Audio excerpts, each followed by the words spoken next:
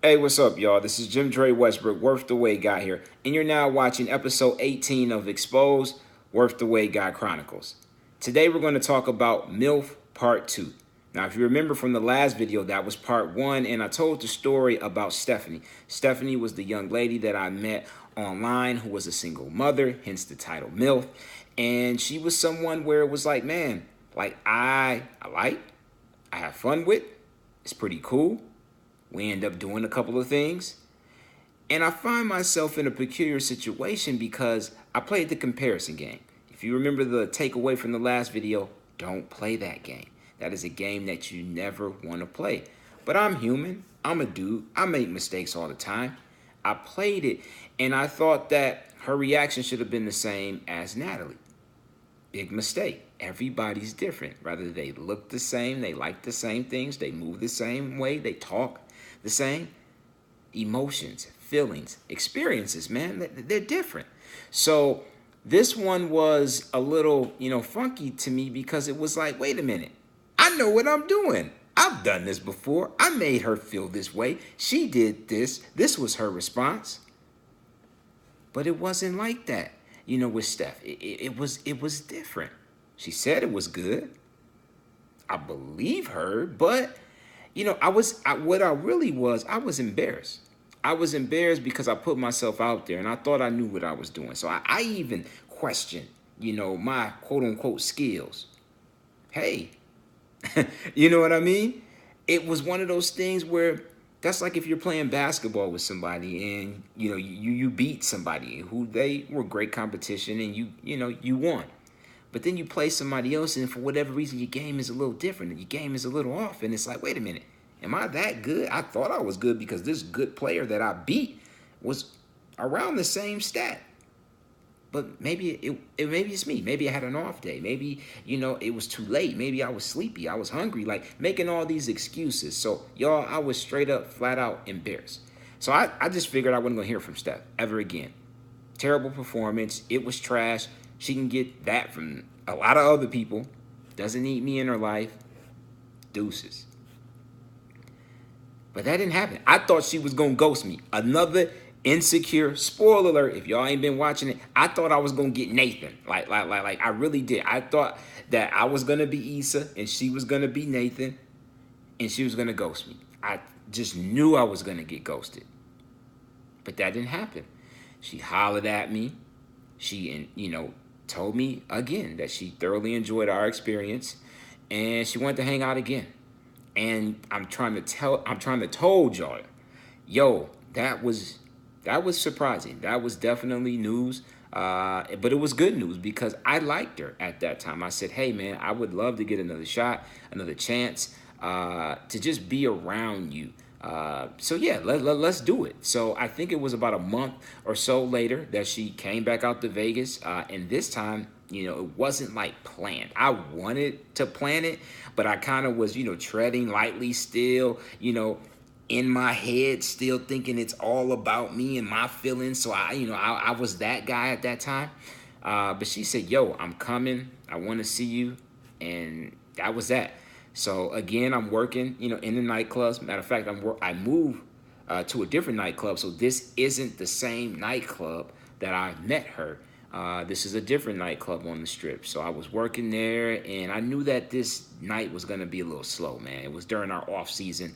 So I figured, hey, you know what? Let me go in. Let me sign the EO sheet, the early out sheet. So then, I could be one of the first people to go home. I never signed the EO sheet. I was busting for 3 years, y'all, and I only signed it once. This was that night I signed it. So I already knew I was right. We were slow. They cut like maybe 3 or 5 guys. I was like number 2 on the list.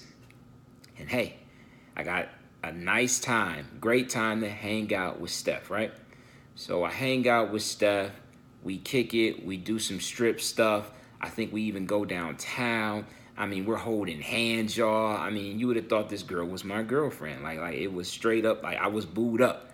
And I liked that because at this time I was still searching for, love and still searching for that feeling. Still at this time searching for the one. So anytime that I saw somebody that had qualities, and I saw a woman that I felt that I liked this about her. I could be very quick to show some PDA. Now this is coming from a guy who hated it in high school, but now I'm maturing, I'm an adult. So PDA was kind of cool to me. So we're, like I said, holding hands, just being around one another, and everything is pretty chill, pretty cool. And what happened was, that little voice sometimes you hear that maybe, front of your head, side of your head, back of the head. Maybe it's the angel and the devil, as you see that on some type of TV shows or movies. Yeah, well, that one guy, that the maybe the bad side, the negative side, maybe the not so good side, kind of started talking to me during, as we're holding hands, we're kicking it, and maybe that manly macho side said, "Hey, man, you need to redeem yourself. You need to redeem yourself. Now, maybe this time you don't necessarily need to do anything. Maybe it's her turn. That dog that's inside of all the guys, yeah, that guy. He started barking, and he started barking loud. And then, I have another side, as we all do, and it's like, man, maybe that just ain't the time for that. But the dog won. The dog's bark was very loud, and it eventually bit me. And it was like, it's go time. Like you gave her something. She liked it. Now it's my turn. Some reciprocation around here. And I went there, y'all. And I think this is one of the few times in my life that the dog won. The dog is always there. And I believe Devon Franklin is going to have a monster book, y'all, that's dropping next year. That's talking about kind of the dog in men, how we have this dog mentality, and it comes from lust. And it talks not just about lust in terms of, sexual type of stuff, but just money and power and all that. So can't wait for my bro to drop that on all of us. But when it came that night, the dog did win. And the dog was like, yo, if I gave you oral, I want oral. And it just naturally happened. So it wasn't anything that was very forceful or anything. So I just want to put that out there. You understand? But the dog was still in my head. The dog was still in my heart that wanted something that night. And as it naturally played out, it happened. And when it happened and it was over and Steph went her way, I went my way, I knew it was a wrap. It wasn't worth it, all that.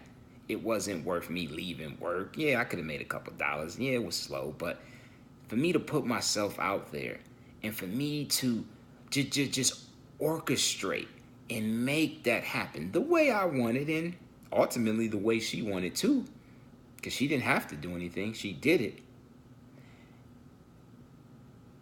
I don't have to get it like that. And that's kind of my takeaway, is that sometimes we feel that we want certain things and we get them by the way that, hey, we felt it was right. You ain't got to get it like that. I didn't have to get that or anything that she could have offered me within the relationship, within the friendship, within the courtship, friends with benefits, whatever you wanted to call it. I ain't had to get it like that. I didn't have to be grimy. I didn't have to be a dog to get whatever I should have gotten out of that relationship, friendship, situation, right? And I think that there's probably something going on in your life where you're trying to get something. Maybe you're trying to get out of something. But don't be cruel. You ain't got to get it like that. I want you to, think about it. Sit down. Take your time. Evaluate that situation. Then make your move. Then attack. But if it's on some grimy stuff, if it's on some shady stuff, if it's on that, you ain't got to get it like that, baby. Trust me. When you do, it's going to hurt. It's going to sting.